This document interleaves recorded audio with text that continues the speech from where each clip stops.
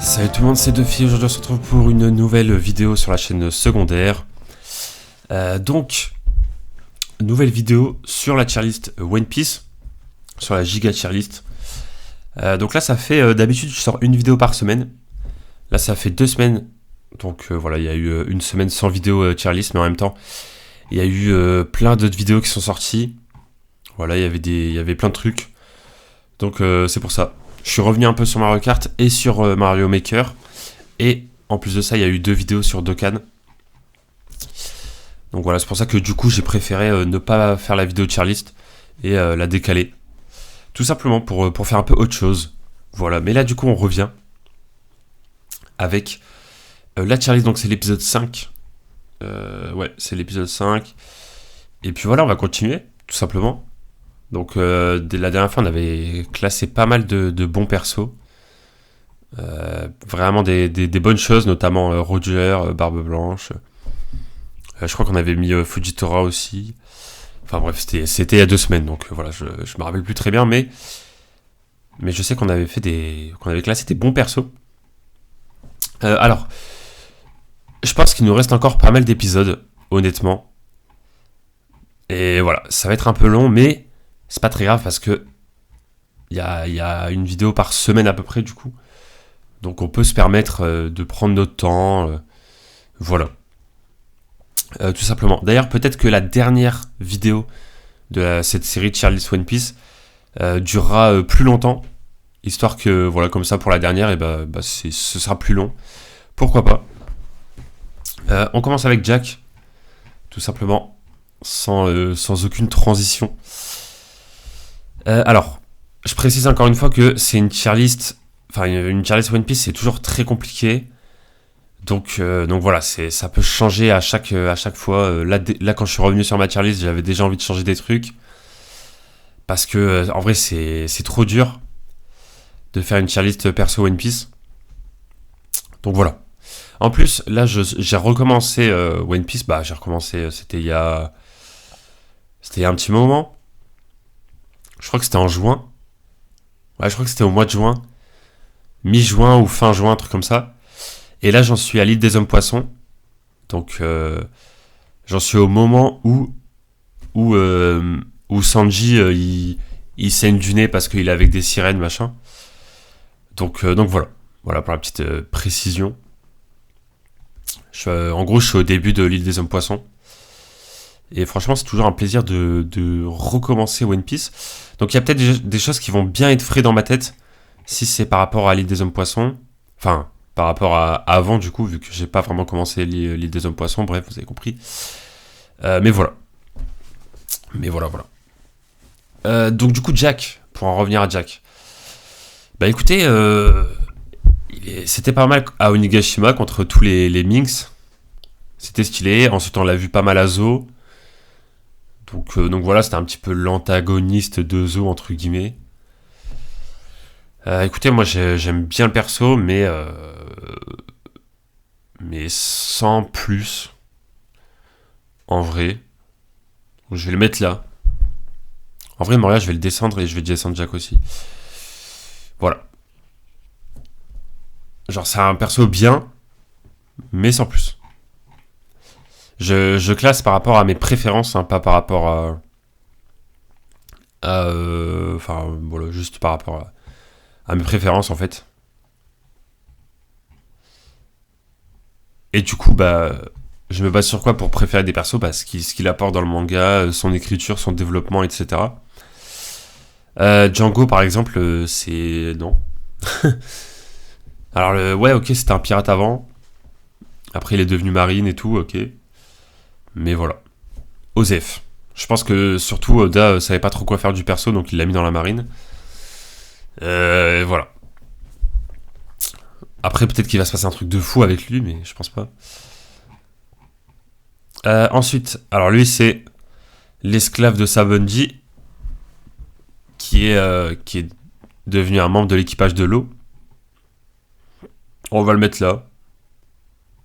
Ouais. C'est pas un personnage que j'aime pas, donc je le mets pas en I. Mais c'est un personnage Joseph. Tout simplement. Burgess, vous l'appelez comme vous voulez. Bah pareil, c'est un perso OZEF. Enfin non, pas OZEF dans le sens il sert à rien, mais dans le sens où je l'aime pas plus que ça. Bon, il était à Dressrosa, voilà, il a eu un petit développement à Dressrosa. Ensuite, on l'a vu surtout après. Voilà, contre l'eau notamment. Je crois qu'il était là. Hein. Ouais, parce il est pas venu pour Boa. Donc il était là pour l'eau, je crois. Je sais plus. Il a un nouveau fruit du démon aussi. Donc qu'il a fait step up. De toute façon, tout l'équipage de Barbe Noire a des fruits du démon pour les faire step up, tout simplement pour la fin de One Piece. Hein. Parce que je pense que l'équipage de Luffy va affronter l'équipage de Barbe Noire un jour ou l'autre. Donc il faut bien que l'équipage de Barbe Noire prenne pas mal de comment dire, qui soit développé en termes de puissance pour être ouais voilà, pour vraiment donner du fil à retordre à l'équipage de Luffy. Bref, vous avez capté, je pense. En tout cas, Bonnie, c'est un bon perso. Même avant Egghead, j'aimais bien le perso. Alors évidemment, après Egghead, on apprécie encore plus le perso, je pense. Donc voilà, moi je vais la mettre en D. Et Iso, je vais le descendre aussi parce que j'ai abusé de fou. En fait, Iso, c'est juste le chara design, le perso que j'aime bien. Mais c'est vrai que on l'a pas énormément vu. Mais ouais, non, pour en revenir à Bonnie, franchement, très bon perso. Ça fait partie des rares persos que je vois vraiment rejoindre l'équipage. Ce serait vraiment pas mal, mais je pense pas que ça va arriver. De toute façon, je pense pas qu'il y aura... ouais, si, peut-être un ou deux max. Mais je pense pas que l'équipage de Luffy va beaucoup changer. Mais ouais, franchement, Bonnie, je la vois grave bien et dans l'équipage. Elle s'intègre bien, voilà, elle a son caractère. Elle est puissante, mais pas non plus trop pour déséquilibrer, on va dire, Luffy et les commandants. Comme par exemple Yamato qui pouvait être... ça pouvait être ça le problème aussi, c'est que Yamato, elle pouvait pas vraiment rejoindre l'équipage parce qu'elle était un peu trop puissante. En tout cas, c'est ce que je pense. Donc ça aurait été un petit peu un déséquilibre. Mais voilà. Voilà. En tout cas, Bonnie, son développement était vraiment bien. Bah, de toute façon, on en a pas mal parlé avec quand on a classé Kuma. Voilà, son histoire avec Kuma, c'était très intéressant, bien raconté, bien écrit. Et c'est là où Oda est très fort, c'est qu'en fait, on pouvait savoir que Bonnie avait un lien avec Kuma dès sa Bonji, parce que quand on nous dit que les pacifistas, c'est des modifications de Kuma, machin, on voit même quand Kuma arrive, enfin quand un pacifista du coup arrive, on voit que Bonnie est en train de pleurer à sa Bonji. Ça, c'est genre une case. Mais du coup, c'est tellement cohérent, du coup, on comprend en fait. On comprend maintenant pourquoi elle pleurait. Et voilà. C'est ça aussi qui est incroyable. C'est que tout était prévu en fait depuis le début. Donc c'est trop fort. Jinbei, il va aller en S. Voilà. Alors c'est peut-être un peu trop haut selon vous. Mais Jinbei, il a fait énormément de choses. Surtout pour Luffy. C'est juste un personnage incroyable. Donc déjà on le voit pour la première fois à Impel Down. Donc voilà, il aide Luffy à s'échapper de la prison, etc. Ensuite à Marineford, il lui sauve la vie. Il sauve la vie de Luffy quand un Kaino l'attaque et tout. Il se sacrifie pour lui. Genre quand il se prend le coup, etc. Ensuite, Luffy est totalement perdu parce qu'il a perdu Ace et tout. Et là, encore une fois, Jinbei, il intervient pour raisonner Luffy, pour lui dire voilà quoi, pour lui dire qu'il faut plutôt penser au présent plutôt qu'au passé. Et voilà, il lui dit ouais, qu'est-ce qui te reste, ton équipage et tout, pense à eux maintenant, etc. Donc vraiment personnage incroyable. Ensuite, sur les deux hommes poissons, encore une fois, il sauve la vie de Luffy avec le don du sang, qui est une scène incroyable parce que voilà, quand on voit, enfin quand on sait que les êtres humains, ils voulaient pas donner leur sang aux hommes poissons et tout parce que bah voilà, ils étaient clairement racistes envers les hommes poissons. Et Jinbei, qui est un homme poisson, donne son sang à un être humain, donc Luffy. Et voilà, cette scène, elle est juste incroyable. C'est que en fait, le mec, il aide un humain alors que les humains, ils ont comment dire, ils ont détesté les hommes poissons et tout. Enfin, en fait, je trouve ça incroyable comme scène. Et ensuite, à Whole Cake Island, Jinbei qui débarque pour encore une fois sauver la vie de Luffy et lui sortir de la prison dans le livre là. Et donc voilà, en fait, tout ça pour dire que Jinbei, c'est clairement le personnage qui, on va dire, a le plus aidé Luffy, honnêtement.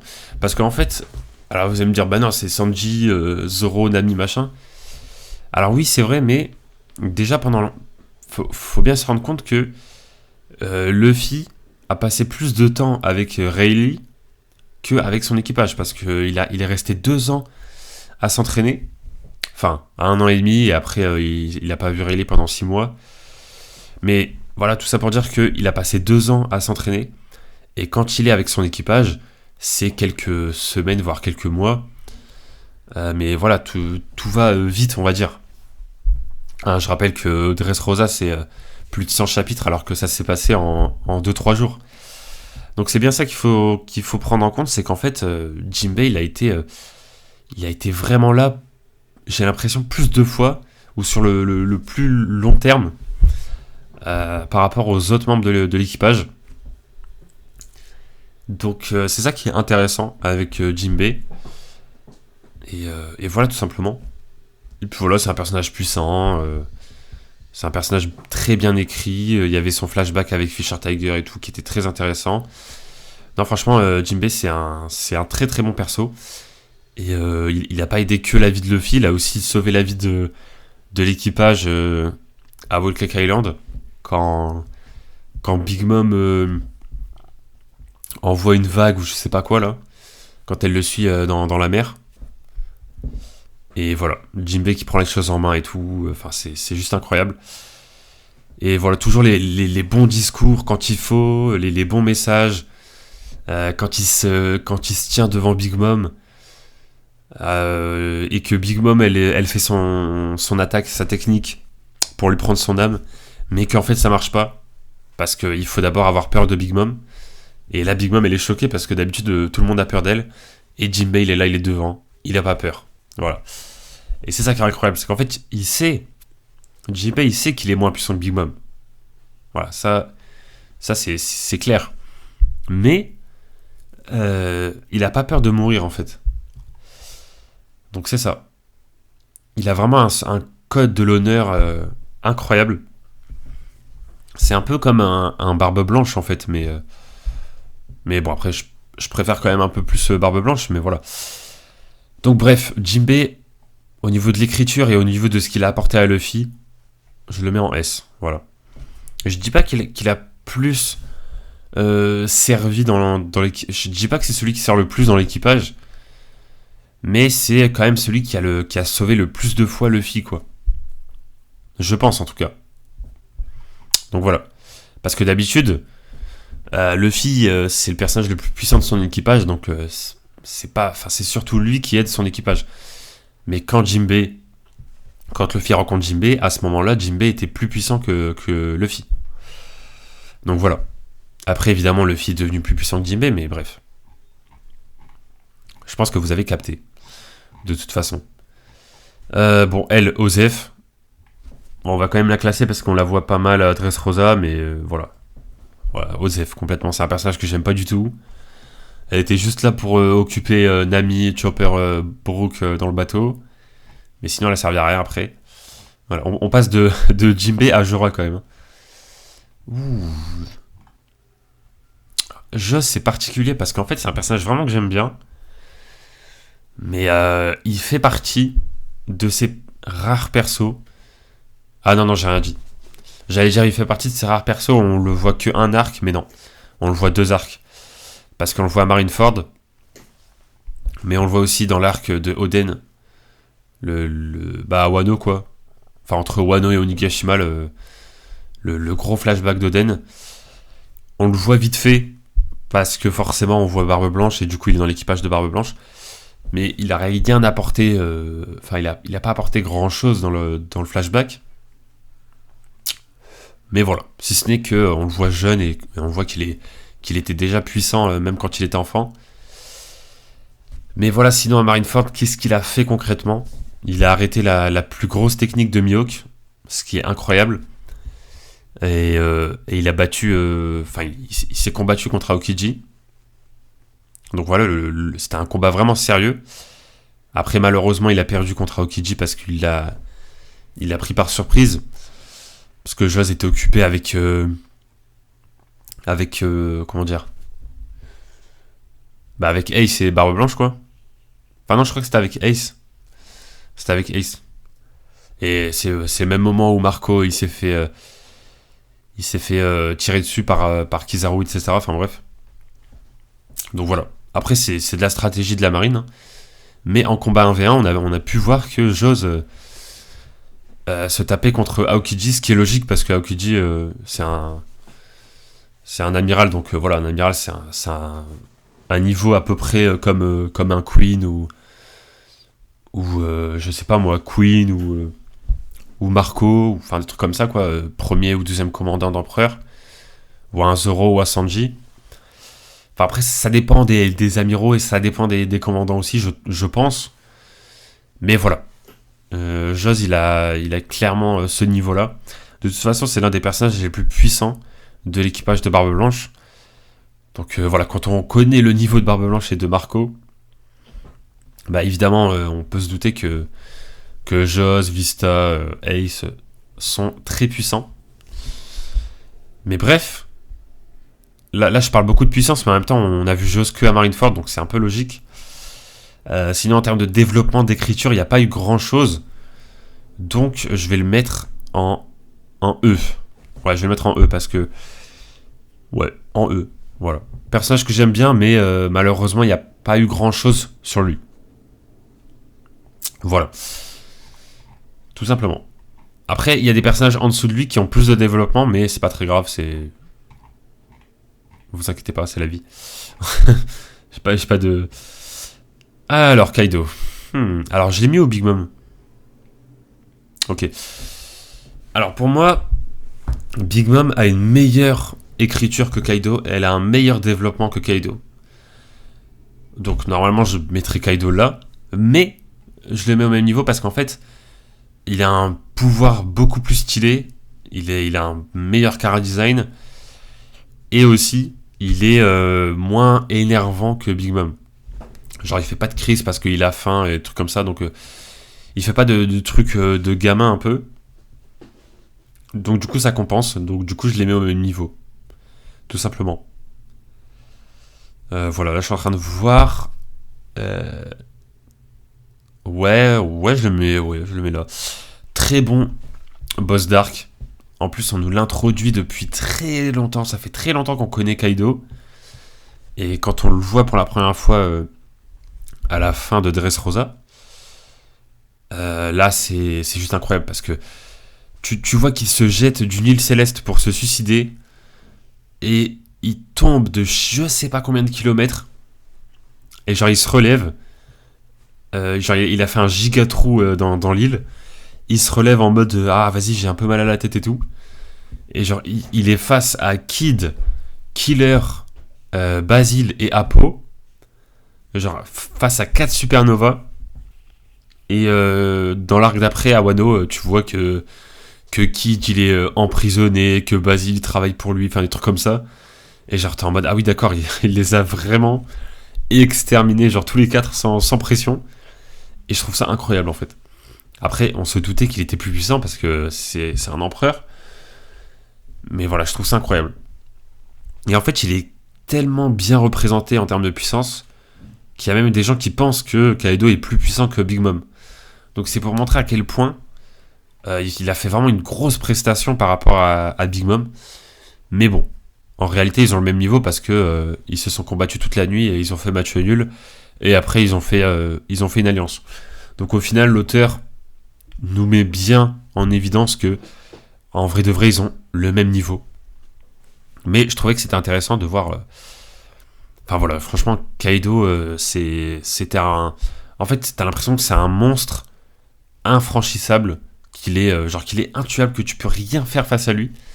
Et il y avait ce même sentiment avec Big Mom à Whole Cake. Donc c'est ça qui est super intéressant. Voilà, tout simplement. Malheureusement, il lui manque énormément de flashbacks, d'écriture, de développement en fait. C'est ça qui est dommage. On connaît, enfin voilà, on sait qu'il est traumatisé de Oden. Il y a des petits traumas et tout qui remontent quand il se bat contre Zoro ou Luffy, etc. Ensuite, on sait qu'il était dans l'équipage de Xebec. Donc voilà, on sait qu'il a eu un passé et tout. Maintenant, ce qui va être intéressant, c'est quand on va voir le flashback de Xebec, parce que je pense que ça va arriver, ou voir un petit peu plus la confrontation entre Xebec et Roger. Et du coup, quand on verra ça, on verra Kaido. Et là, ça va être intéressant. Tout simplement. Alors, Kaku. les transitions de personnages. On passe de Kaido à Kaku. Non, en vrai, Kaku, moi j'aime bien. Ça part en D, voilà.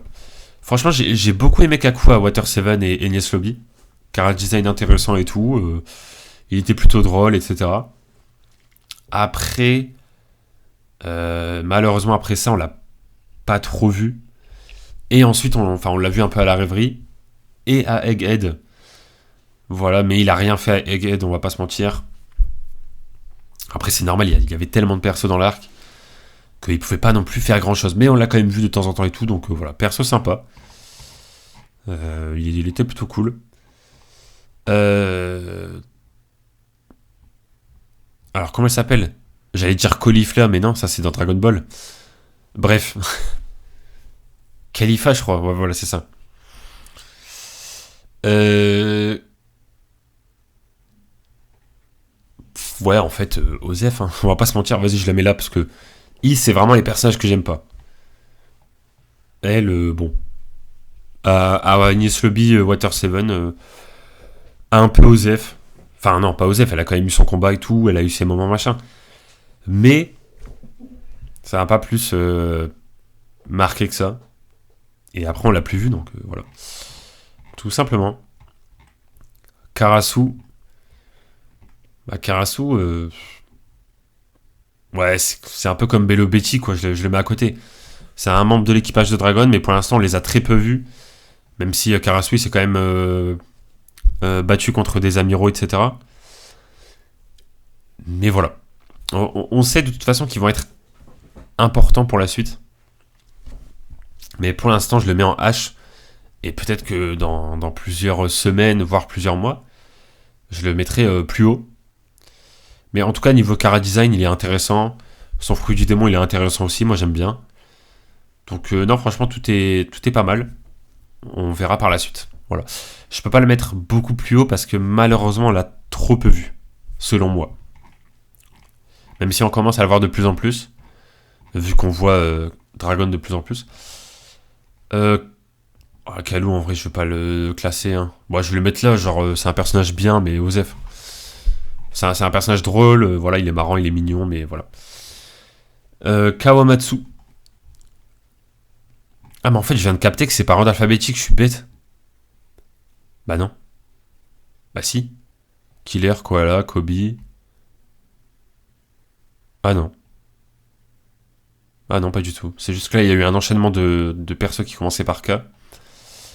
Ok. Tac, tac, tac. Alors, Kawamatsu... Je les ai mis où Voilà, je les mets à côté. Les fourreaux rouges, pour moi, c'est le même délire. Hein. Très bon perso. Voilà, ils ont eu leur flashback, ils ont eu du développement. L'histoire avec Kinemon, etc. L'histoire avec Oden. Voilà, très bien. Franchement, rien à dire. Voilà. Mais je le mets en E parce que je vais pas non plus mettre beaucoup plus haut. Mais voilà, en tout cas, c'était un personnage sympa. Quand il est sorti de la prison et tout, c'était stylé. Alors, la copine de Usopp. Bon, je la mets en... Ouais, je la mets en vrai, je m'en fous. Franchement, ouais. Comment elle s'appelle déjà? Ah, j'ai oublié. Ah, je sais plus comment elle s'appelle. Kaya, je crois. Ouais, je crois que c'est Kaya. Ouais, voilà. C'est... Ça m'a pas plus marqué que ça. Son histoire avec Usopp, c'était sympa et tout, mais... Ensuite, Kiku. Bon, c'est Fourreau Rouge. Ouais, c'est pareil, quoi. J'en vois pas un beaucoup plus au-dessus de l'autre, en fait. Mais voilà. Killer. Ah, Killer, c'est pas mal. Hein. Pour moi, Killer, je le mets là. Ah non, j'ai abusé. Ah non, j'ai pas abusé en vrai. Bah vas-y, je le mets un cran en dessous. Non, en vrai, je le mets là. L'hésitation de fou. Non, en vrai, et là, je suis en train de voir que peut-être je monte Frankie. Ouais, je vais peut-être monter Frankie. Voilà, là, je vais vouloir tout changer. Voilà, c'est mon problème. Je vais vouloir tout changer. Non, on va rester comme ça, on va rester comme ça. Mais ouais, Killer, très bon perso. Voilà, il a eu du développement. Ça fait plaisir, on l'a vu à Sabondi, comme tous les Supernova. Et ensuite, on l'a vu avec Kid à chaque fois, puisqu'il a rejoint l'équipage de Kid. Enfin, il était déjà dans l'équipage, mais bref, vous m'avez compris. Son combat à Onigashima contre Basile. Ouais, c'était ça, c'était contre Basile. Très bon combat. Son histoire avec le fait qu'il avait mangé un smile, etc., c'était vraiment très intéressant. Son combat contre Zoro. Attendez, je vais fermer la fenêtre parce qu'il y a trop de bruit.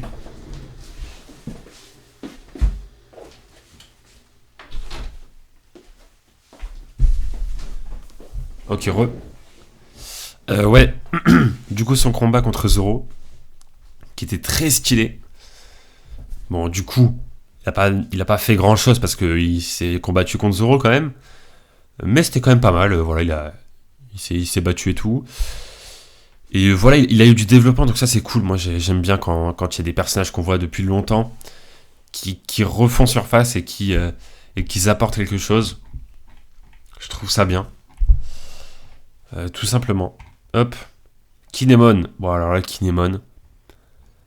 Alors là, Kinemon, c'est. Ouais, non, vas-y, je vais mettre. En vrai, j'ai le. Ah, je sais pas. J'hésite entre A et B, mais je vais mettre en B. Franchement, Kinemon, c'est une montée en puissance. Genre, on le voit pour la première fois à Punk Hazard. Et bon.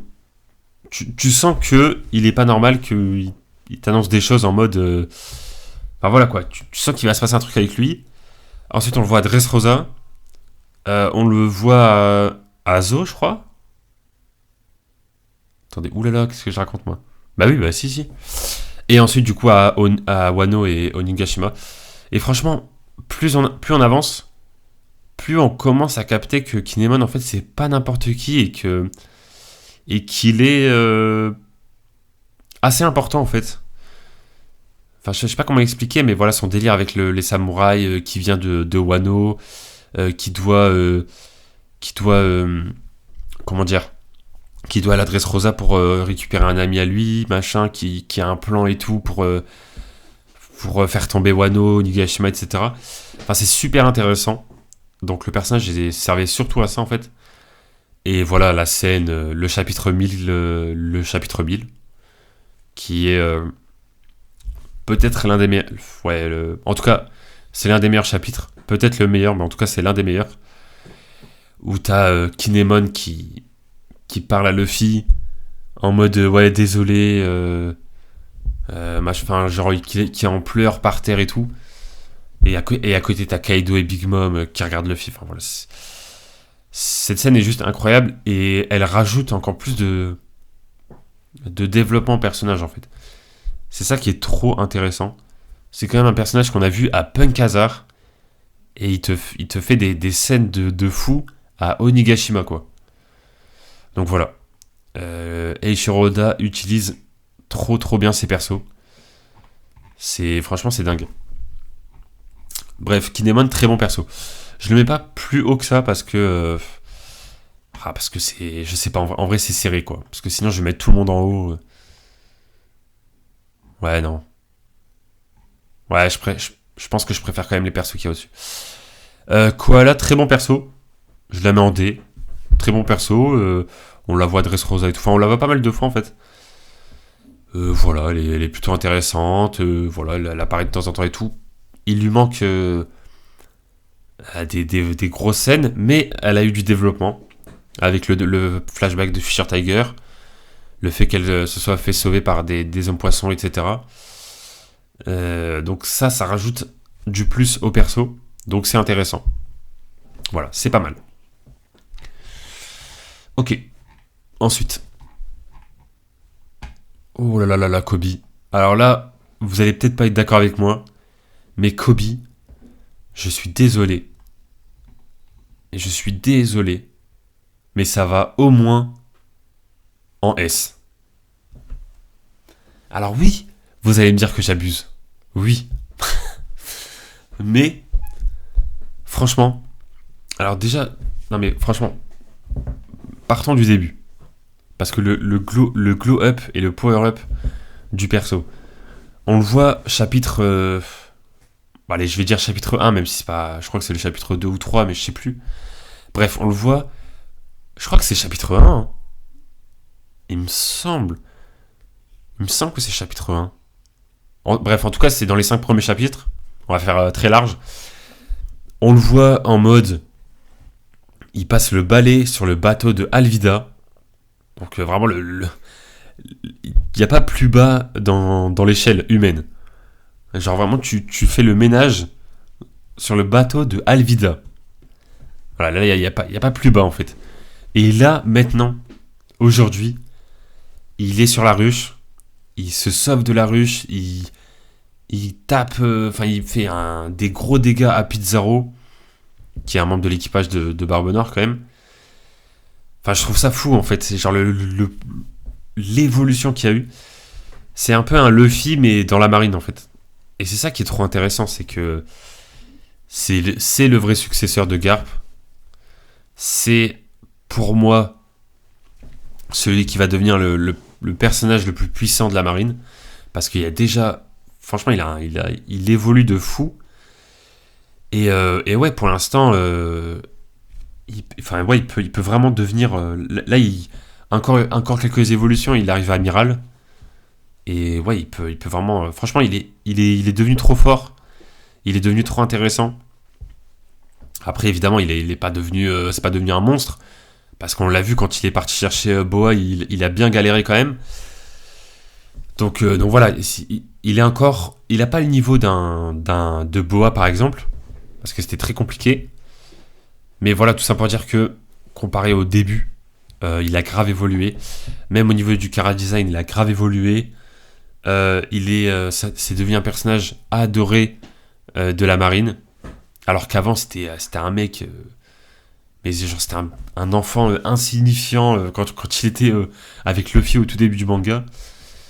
Donc voilà, franchement, si on m'avait dit, quand j'avais commencé One Piece, que j'avais vu pour la première fois Kobe, si on m'avait dit que plus tard, il allait être sur la ruche, et qu'il allait se sauver, et qu'il allait battre Alvaro Pizarro et tout, ben, j'aurais jamais cru, quoi. C'est dingue. Et en plus, c'est ultra cohérent, son évolution, c'est ça qui est fou, en fait. Donc voilà.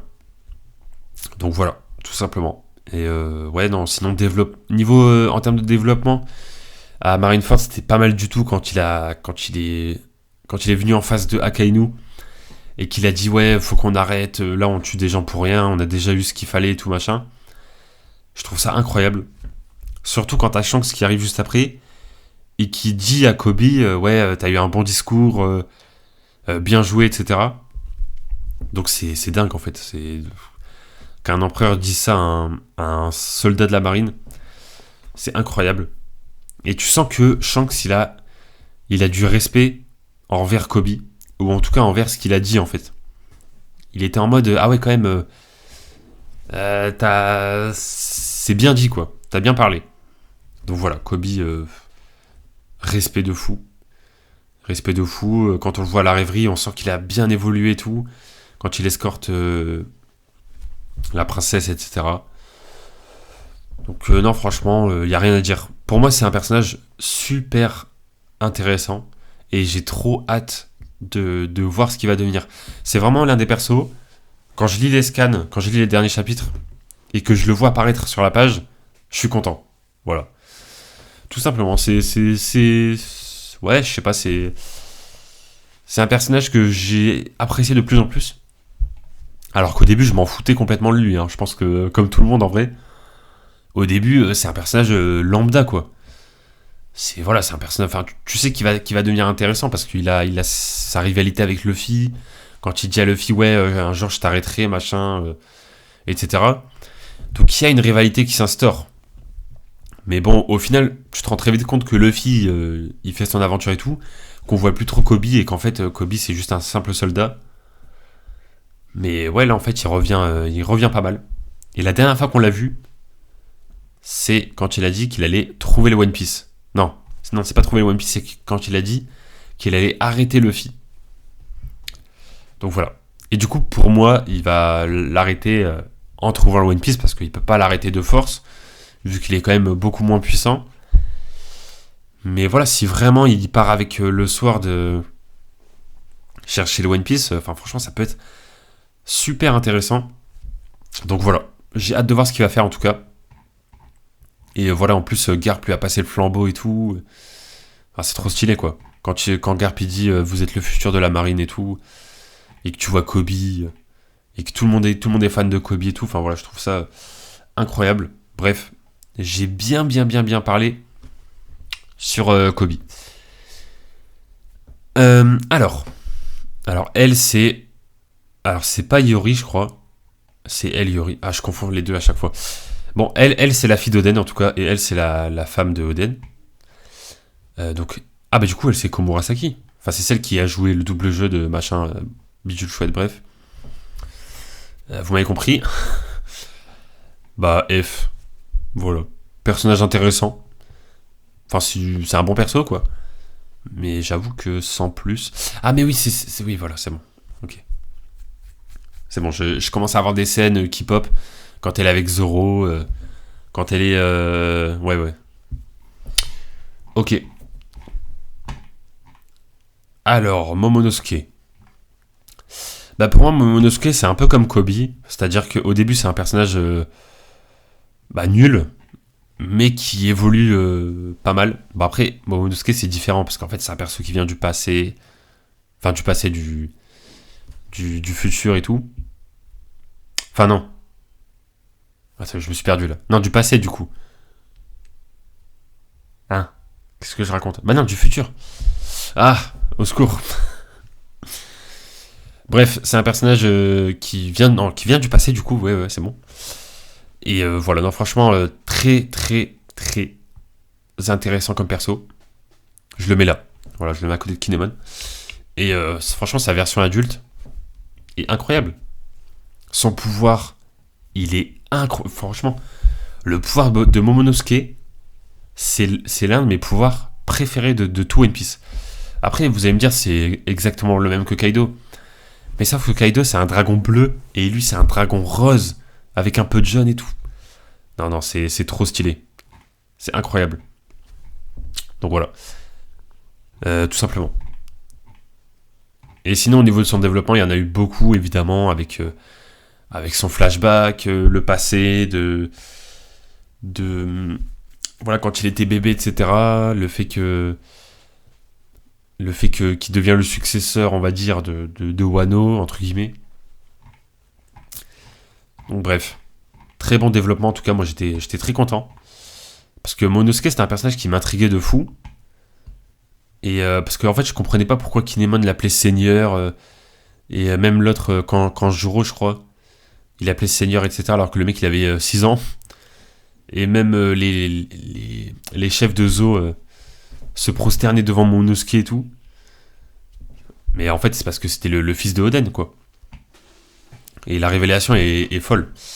D'ailleurs, en parlant de Oden, le voici. Et je suis désolé, il peut pas aller autre part qu'en SS, voilà.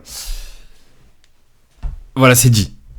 C'est dit. Alors, c'est pas mon personnage préféré, mais pour moi, c'est peut-être le meilleur personnage de One Piece. Voilà. Alors, en vrai, objectivement, on peut dire que c'est Luffy le meilleur perso. Ce serait logique.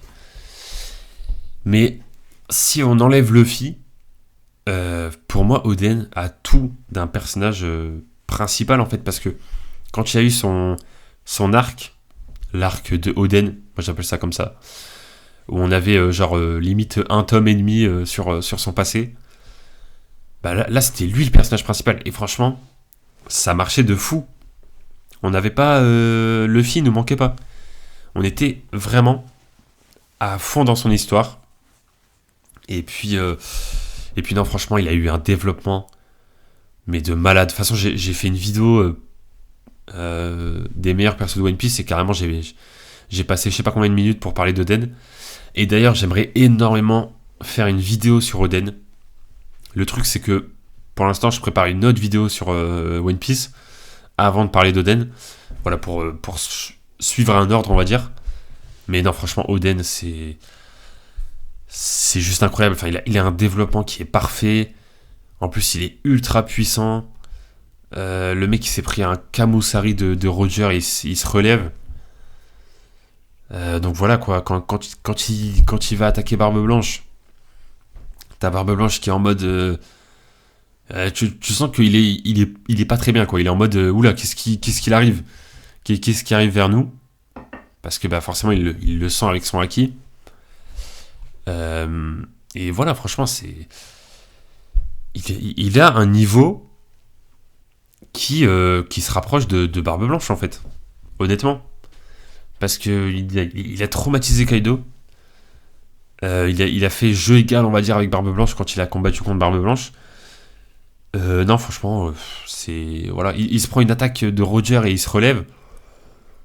Ah ouais, non, là, c'est juste un monstre. Et en plus de ça, après tout ce qui s'est passé, on nous dit que... Voilà, après Oden, il va faire un long voyage, etc.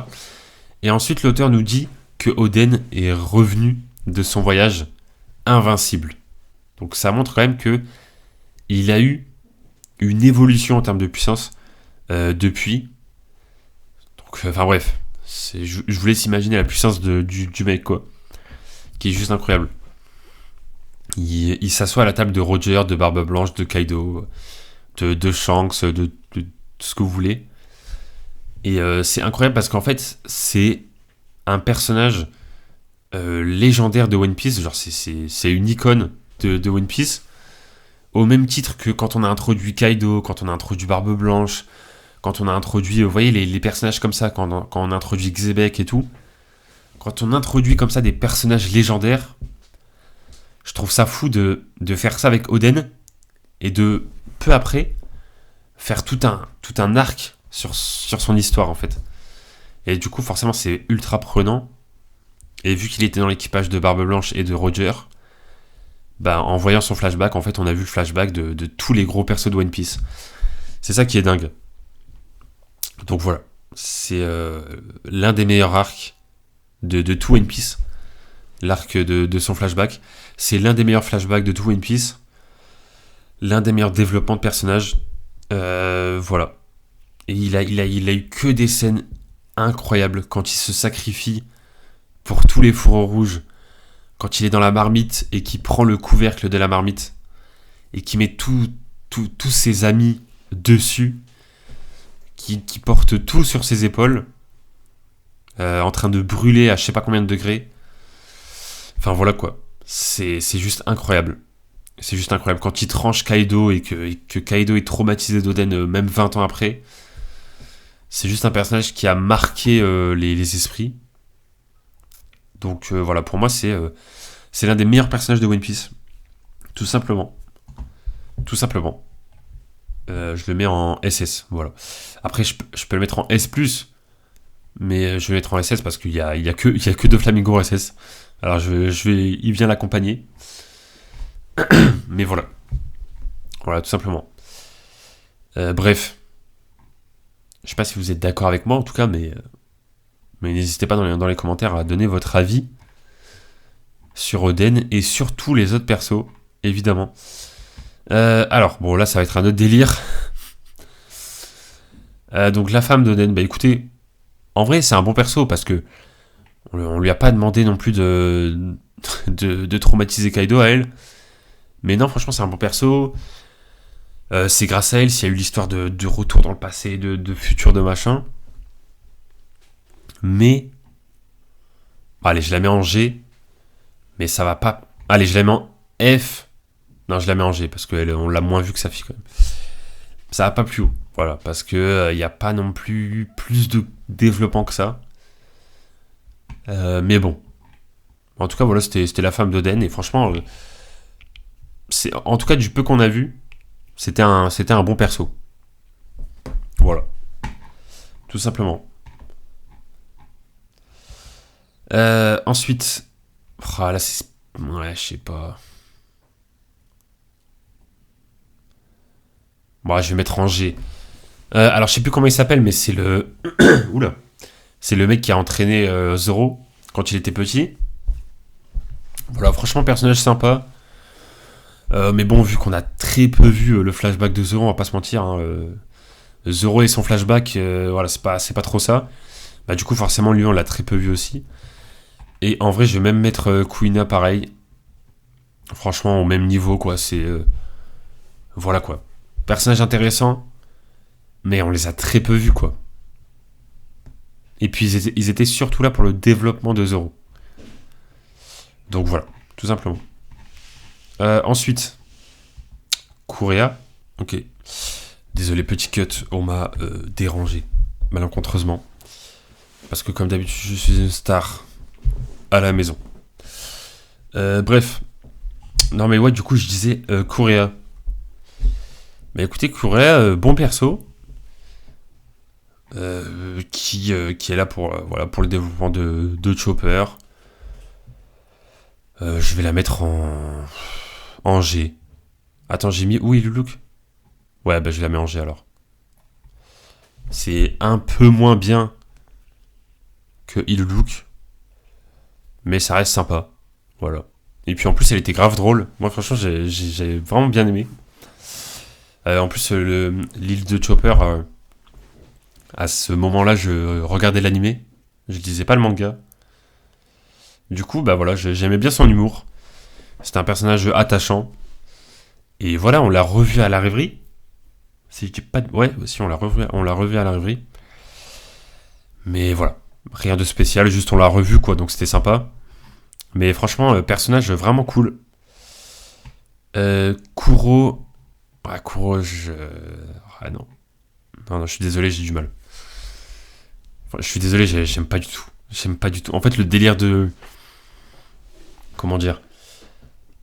C'est un mec... c'est le serveur de... Le serveur?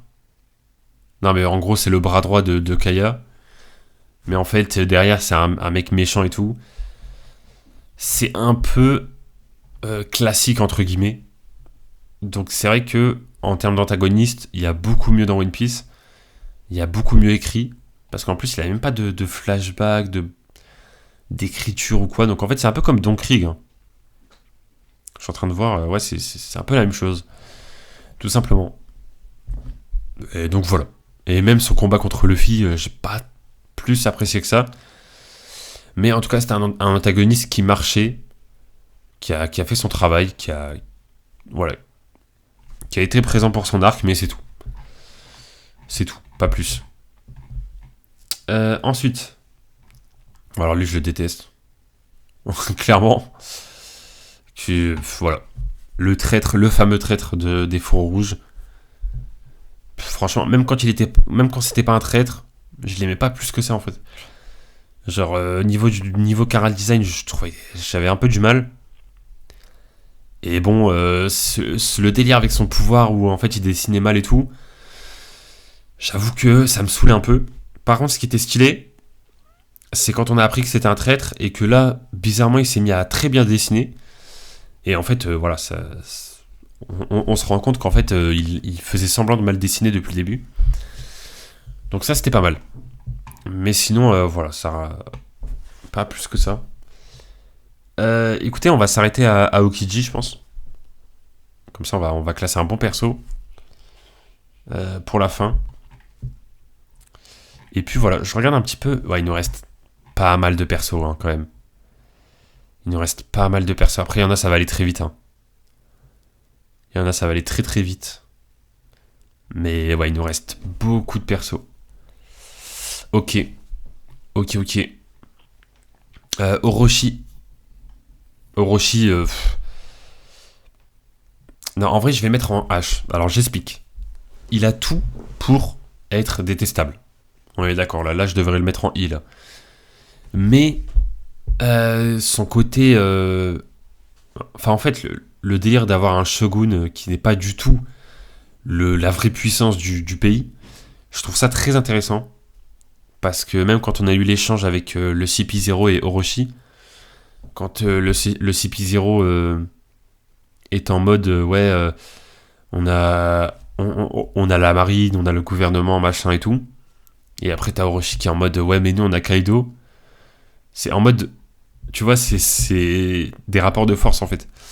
Et je trouve ça très intéressant. Après le truc, c'est que en vrai, quand Kaido prend vraiment les choses en main, Orochi ne sert plus à rien. Il s'est fait one shot contre Kaido. Et voilà quoi. En fait, on se rend compte que c'est surtout lui qui s'est fait utiliser par Kaido. Mais voilà, le personnage était sympa, était intéressant, mais ça reste quand même un personnage bien détestable. On va pas se mentir. Mais voilà, je le mets en H quoi.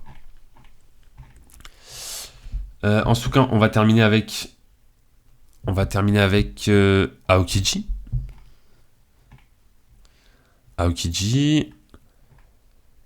Aokiji, ça part en... Attendez, je regarde. Tac. Où est-ce que j'ai mis Kizaru? Ok. Ça roule là, donc je vais mettre Aokiji ici. Ouais. Ouais, je le mets là. Ça me paraît bien. Non, mais écoutez, Aokiji, très bon développement. Honnêtement, c'est... Ah d'ailleurs, je voulais dire un truc par rapport à Kizaru. Qui a fait gagner des points au personnage. C'est le tout dernier chapitre là qui est sorti. Enfin, pour vous, ça va être l'avant-dernier normalement. Parce que je vais sortir cette vidéo-là dans une semaine. Mais bref, le chapitre où à la toute fin, il pleure en parlant à Akainu dans l'escargophone. Quand Akainu dit ouais, t'as rien fait, machin et tout. Et Kizaru, il est en mode bah vas-y, est-ce que t'as déjà tué ton meilleur ami et tout? En repensant au fait qu'il avait tué Vegapunk. Je trouvais ça très intéressant parce que c'est la première fois qu'on voit Kizaru avec des émotions en fait. C'est la première fois qu'on le voit pleurer, qu'on le voit sérieux en fait. Et ça changeait de fou par rapport à d'habitude. Parce qu'avant t'avais l'impression qu'il était limite pas vivant. Qu'il évacuait rien comme émotion. Qu'il était juste là pour faire son travail et qu'en fait il s'en foutait de tout quoi. Donc voilà. T'avais l'impression que c'était un débile qui était juste puissant et rapide et voilà. Mais là, c'était grave intéressant parce qu'en fait, on voyait son vrai visage. On voyait qu'il y avait vraiment de l'émotion, qu'il était touché par les événements. Et voilà. Du coup, c'est pour ça que je voulais revenir à Kizaru. C'est qu'il a vraiment gagné des points grâce à ça. Donc ça, c'était cool.